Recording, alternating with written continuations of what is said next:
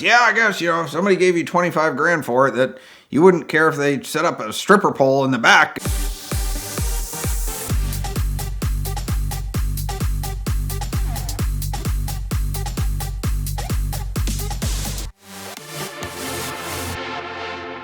You may find this surprising by looking at me, but I greatly enjoy classic novels.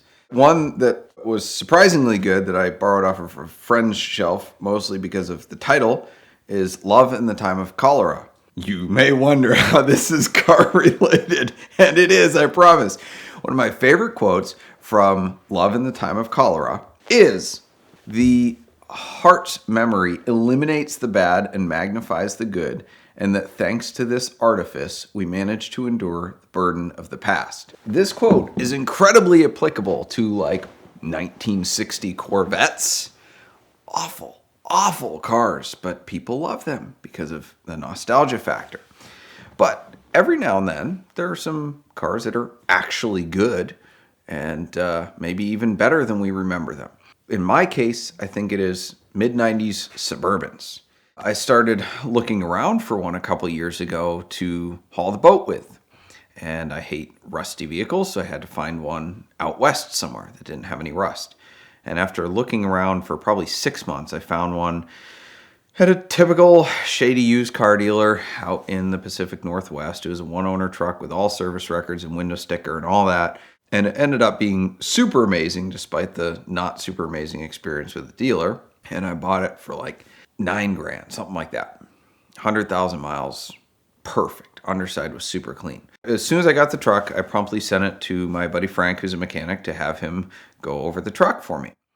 And he called me and said, yeah, so this guy walked in, who's a regular customer of ours, and just walked straight by me, didn't even say hi, and went out to look at your Suburban that was parked out back and looked underneath, and he came back and he goes, I have to buy that Suburban. Who owns that?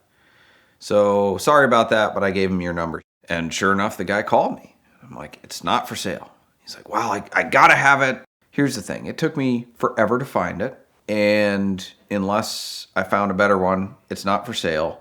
But because it took me forever, I have all the searches set up. I still get alerts. So, and I'm in the car business. So if you want to send me $1,000 retainer per my usual policy, I'll find you another one. He's like, done. So this truck happened to be pewter, which is my least favorite GM color ever. It's dangerously close to old man tan, or as Jason Camisa calls it, Jewish racing gold, which is not the best car color ever, maybe the worst.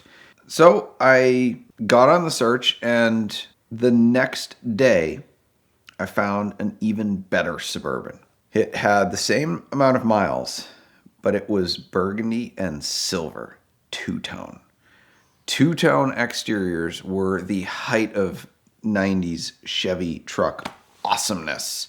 And burgundy is my color. Kind of have a thing for that.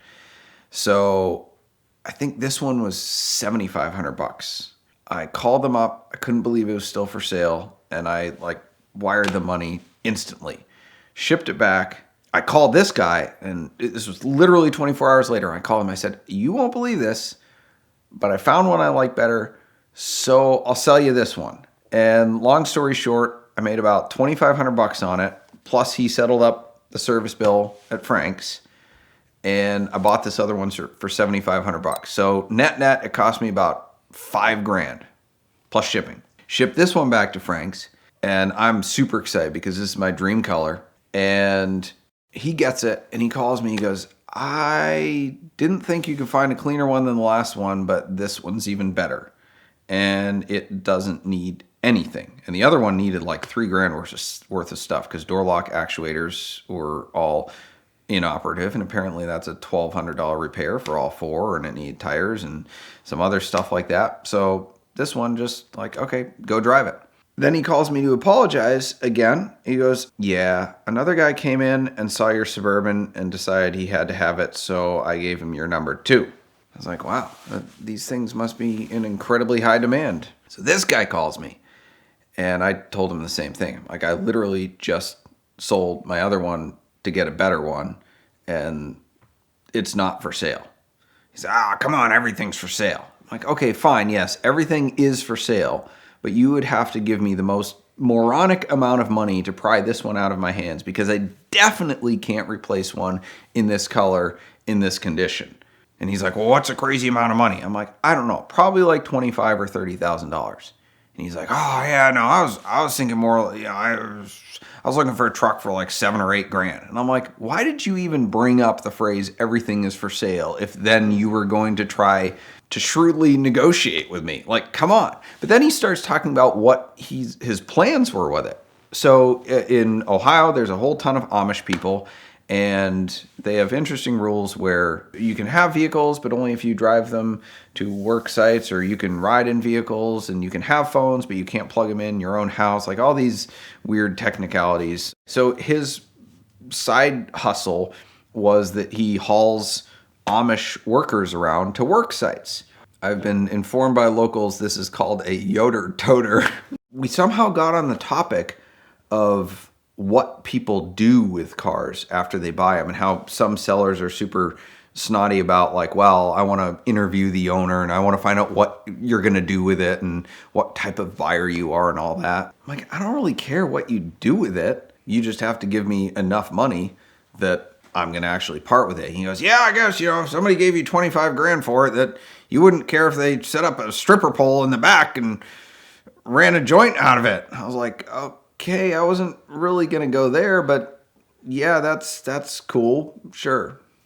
But you're not going to give me $25,000 for it. So why don't you go buy like an E350 van or something like that? He goes, yeah, that's probably what I'll do. I just liked your truck. I'm like, okay, great. Okay. I love the truck. It's the greatest Suburban ever. And I use it to tow my boat. The only drawback is a 1500. So it's quite lethargic when you're going up hills towing a boat. But other than that, it makes one of the greatest family haulers. Obviously summer only. It has never seen salt. It never will. It goes into heated storage in about October. And the underside is beautiful. And it is a topic of conversation, and probably the most proud I've ever been of a $5,000 car. But I love it. I can't replace it.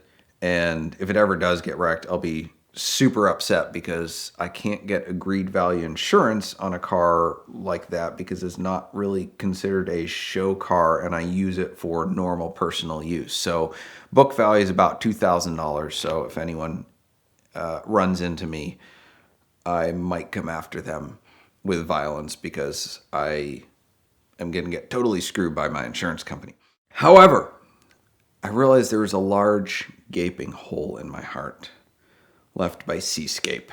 And I still browse for Suburbans on a regular basis because I want to buy more in order to bring back to the Midwest and flip, or just whatever. I just want to find more clean ones, and they just never pop up. The few that I do find are sold within minutes or hours, and the values keep climbing on them.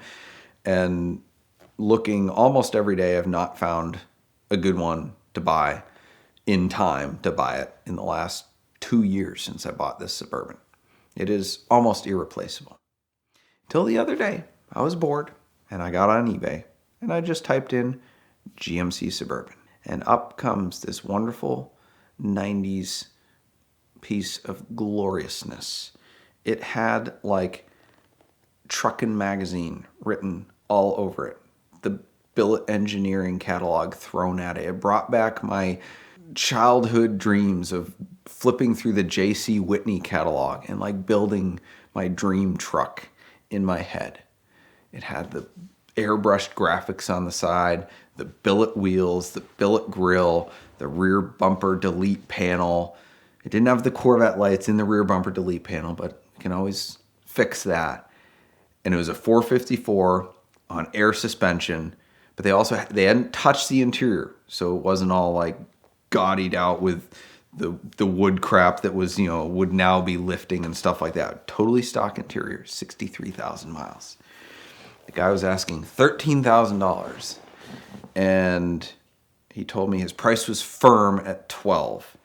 And being the shrewd negotiator that I am, when I want something, I kind of have to have it. So we met right in the middle at 12 grand, and I agreed to buy it.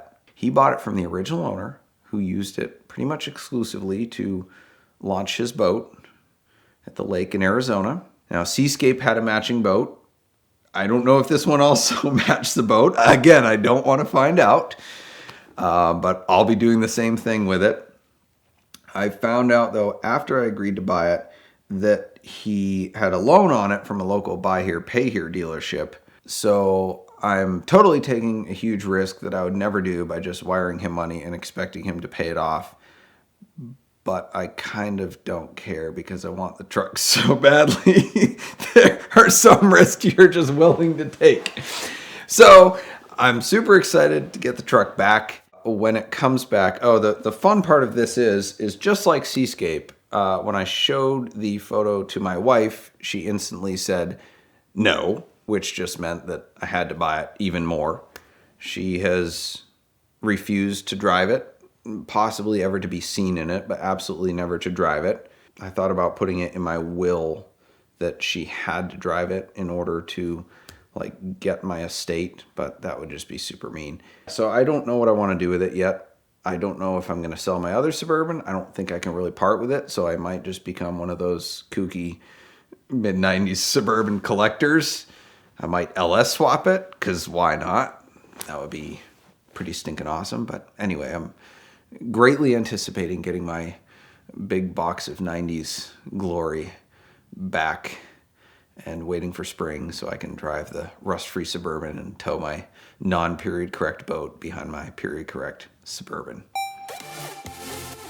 Off the Record can help you find a speeding ticket or traffic citation no matter where you get it. You just download their app, take a photo of your ticket, and they match you with the best local attorney to achieve the best possible outcome. They can help you avoid costly insurance premium increases, points on your license, and other issues. And when you register, use the code VINwiki for a discount on their services. If you don't have a ticket that you need to fight right now, go ahead and download their app and register using the VINwiki code, and that will reserve your discount for whenever you might need it in the future. It's a great thing to have in your pocket when you never know who's going to pull up behind you on your next road trip.